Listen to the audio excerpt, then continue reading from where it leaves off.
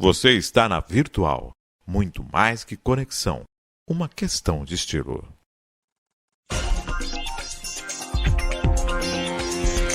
Virtual News.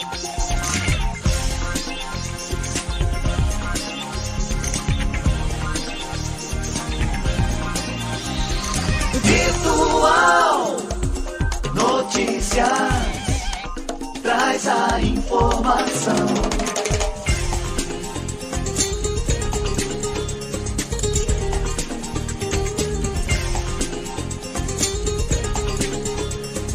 Virtual News. 10 horas em ponto, um bom dia para você. Começa agora o Virtual News desta segunda-feira, dia 6 de novembro de 2023. Um bom dia aos poderes constituídos, ao Executivo, ao Legislativo e ao Judiciário. E um bom dia especial para você que faz parte do quarto poder, que é a sociedade organizada. Segunda-feira, começando a semana aí após, uma sexta-feira de temporal, toda uma complicação, ainda a parte de São Paulo sem energia, os estragos dados feitos aí pelo temporal em todo o estado, e com certeza reverberaram aí nesta segunda-feira. Mas a vida que segue, O pessoal ainda daqui a pouco, terça-feira, e a energia vai ser restabelecida. Claro, ficar sem energia não é nada bom, Ainda mais no mundo tecnológico como o nosso. 10 horas mais um minuto. Para você que faz aniversário nesse dia 6, parabéns, tudo de bom, Deus abençoando a sua vida hoje e sempre. Feliz aniversário! 10 horas, 1 minuto, nos controles, na direção, Maria Clara. Bom dia para Maria Clara, bom dia para todo mundo. E vamos às principais notícias do Virtual News nesta segunda-feira. Principais notícias deste dia 6 de novembro de 2023. Israel intensifica ataques em Gaza, cresce pressão sobre vítimas civis.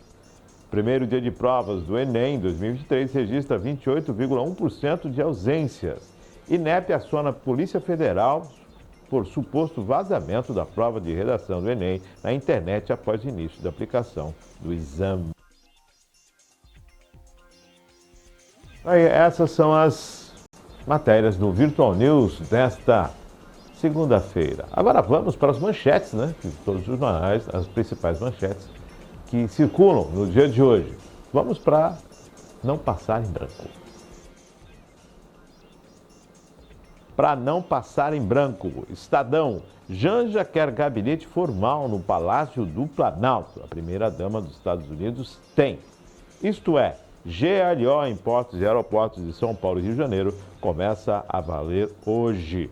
Estadão, Brasil teve em média 5 GLOs por ano desde 1992, em cenário de empoderamento das Forças Armadas. Lembrando que tanto o Fernando Henrique Cardoso quanto o Lula foram os campeões em assinar os GLOs. G1, 500 mil imóveis na Grande São Paulo seguem sem luz 3 dias após o temporal. R7, nova carteira de identidade deve ser emitida em todo o país a partir desta segunda-feira. Broadcast, Gol reduz projeção de receita líquida para 2023 para 19 bilhões de reais. O Globo, Enem 2023, após o primeiro dia de provas, veja as datas de divulgação do gabarito e notas. Jornal do Brasil, STJ veta restrição legal usada contra reingresso de cubanos dos mais médicos. Em relação à GLO, é a garantia da lei e da ordem, no qual os exércitos tomam conta das fronteiras de alguns aeroportos e fazem parte dessa questão dessa segurança. Em relação ao Enem, realmente, o dia ontem foi o dia especial para todos aqueles que querem ingressar na faculdade através do Enem, que prestam essa prova do Enem, essa tão famosa, tão esperada prova do Enem. Muita gente estuda, algumas pessoas acabam chegando atrasadas, tem toda uma situação que durante o Virtual News vai ser explicado na matéria. A questão da Janja está querendo o gabinete, junto ao Lula, se inteirar, fazer parte, diz que a primeira-dama dos Estados Unidos tem. E lá também nos Estados Unidos eles têm controle de gastos, eu não sei como é que está aqui. Se estiver determinado na Constituição, tem que ser feito. Se não, é preciso estudar o que realmente é necessário isso e qual a importância da primeira-dama participando dentro das ações do Executivo, ao qual não foi eleita. Ela é a presidente Lula, nossos respeitos a ela, mas não foi eleita pelo povo para assumir nenhum cargo, a não ser o de primeira-dama. 10 horas mais 5 minutos, 10 e 5, vamos às matérias do Virtual News.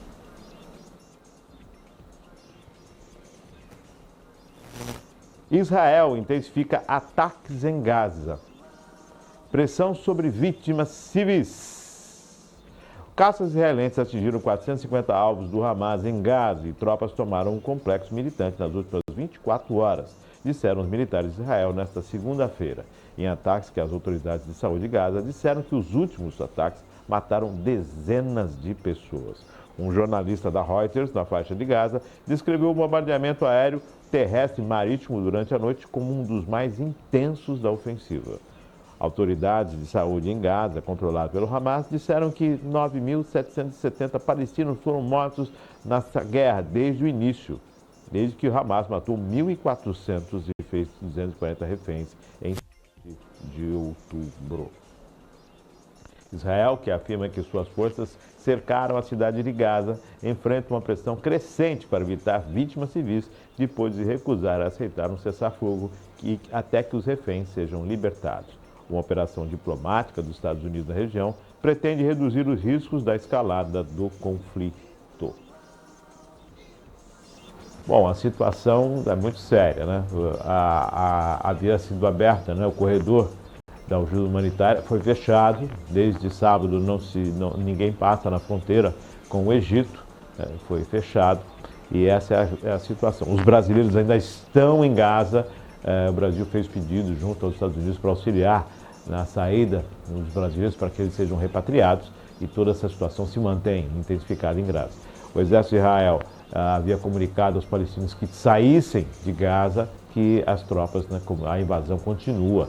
E Netanyahu afirmou, sem a devolução dos reféns, né, sem que eles sejam soltos, não haverá cessar-fogo.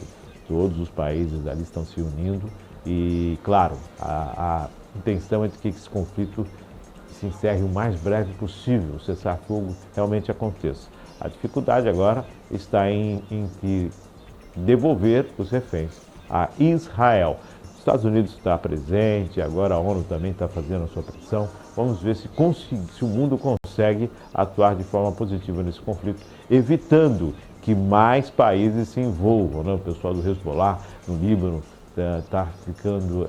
acusou Israel de morte de crianças devido a um ataque de mísseis. O Israel, por outro lado, está mostrando que dentro de Gaza eram utilizados hospitais como base para lançamento de foguetes. Está uma loucura essa questão das informações, mas o que de fato acontece são inocentes morrendo de todos os lados, né? Isso não pode acontecer.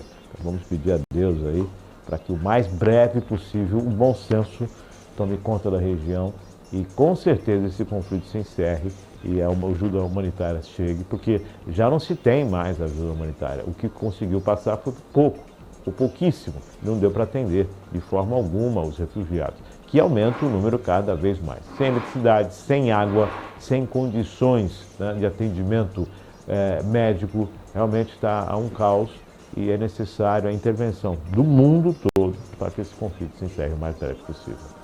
10 horas mais 8 minutos e o primeiro dia de provas do Enem registrou 28,1% de ausências, isso mesmo, né? Apesar que o estado de São Paulo foi um dos que menos teve ausência, mas o Enem verificou esse número de ausências. Claro, a correria, o desespero, houve a questão também do temporal, né, que acabou afetando muitos locais. Nós vamos saber mais essas informações a partir de agora na matéria que fala a respeito desse exame tão esperado por todos os jovens brasileiros. Vamos às informações. Primeiro dia de provas do Enem 2023 registra 28,1% de ausências. O primeiro dia da aplicação das provas do Exame Nacional do Ensino Médio, Enem, registrou ausência média nacional de 28,1%. Os dados são preliminares com base em 98% dos locais que o exame foi realizado. Foram mais de 3,9 milhões de inscritos nesse ano. Ao todo, fizeram o exame 71,9% dos candidatos em mais de 132 mil salas de 1.750 municípios brasileiros. A abstenção foi similar à registrada no ano passado, 28,3%. Neste ano, foram 3.339.242 inscrições confirmadas. No ano passado, foram registradas 3.473.105 inscrições. Na 25ª edição do exame, pela primeira vez, os gráficos e as figuras das provas foram impressos em formato colorido para facilitar as pessoas que são daltônicas ou tenham problemas de visão. O cartão resposta também foi ampliado, também para as pessoas com alguma deficiência visual.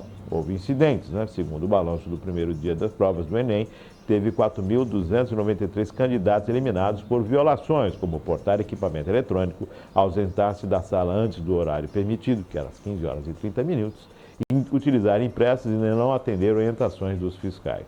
Foi informado ainda que 905 candidatos que tiveram problemas durante as provas, que envolveram emergências médicas, interrupções temporárias e energia de desabastecimento de água. Estudantes que foram prejudicados por condições climáticas e problemas de logísticas e também aqueles que foram alocados em locais de prova em distância maior do que o previsto no edital, de 30 quilômetros, poderão solicitar a reaplicação das provas para os dias 12 e 13 de dezembro. Os casos de doenças e questões de saúde que impediram a realização da prova também dão direito à reaplicação. O requerimento será disponibilizado pelo INEP. Aí, o pessoal foi fazer as provas, muita gente teve dificuldade e quem não pôde fazer diante daquelas questões que foram colocadas, ter mais de 30 quilômetros da sua residência até o local da prova, problemas de saúde e outras dificuldades, que transporte, outras situações, pode fazer o requerimento das provas do Enem dessa primeira fase, que serão aplicadas no dia 12 ou 13. Então tá aí. Se você está dentro dessa situação, então vai no portal e verifica como você faz para fazer as solicitações e então você vai ter a oportunidade de refazer a prova. Bom, 10 horas mais 12 minutos e teve a questão também do vazamento nas redes sociais da redação do Enem, do caderno de redação do Enem, né? O INEP acionou a Polícia Federal por suposto vazamento da prova de redação do Enem na internet após o início da aplicação do exame. Existe um período, até as 15 horas e 30 minutos, ninguém pode deixar a sala. E depois disso, claro, o aluno tem direito a sair da sala e levar consigo aquilo que lhe pertence, né? E daí, tudo bem, mas o que houve foi, antes desse período, a foto circulando nas redes sociais. Vamos acompanhar as informações. INEP aciona a Polícia Federal por suposto vazamento da prova de redação do Enem na internet após o início da aplicação do exame. Uma imagem da prova de redação do Enem de 2023 circulou nas redes sociais e em grupos de WhatsApp durante a tarde. A Polícia Federal foi acionada para investigar o caso. As imagens passaram a circular após o início da aplicação, porém os estudantes só podem sair com as provas a partir das 18h30. Então, qualquer momento anterior às 18h30 constitui infração. De acordo com o ministro Camilo Santana, 2 diligências da PF para apurar os responsáveis pela divulgação das fotos foram realizadas em Pernambuco e no Distrito Federal. A imagem reproduzida na internet mostra a página 19 do caderno de provas do tipo 3, branco. Na fotografia, há o tema da redação, desafios para o enfrentamento da invisibilidade do trabalho do cuidado realizado pela mulher no Brasil, bem como instruções aos candidatos para redigir a dissertação, como o número de linhas da folha, uso da caneta preta e a penalidade, com nota 0 quando houver fuga do tema proposto. A imagem mostra 4 textos de apoio. Pelas regras do Enem, descritas no edital deste ano, não é permitido o uso de eletrônicos no local da prova, nem postar fotos durante a avaliação.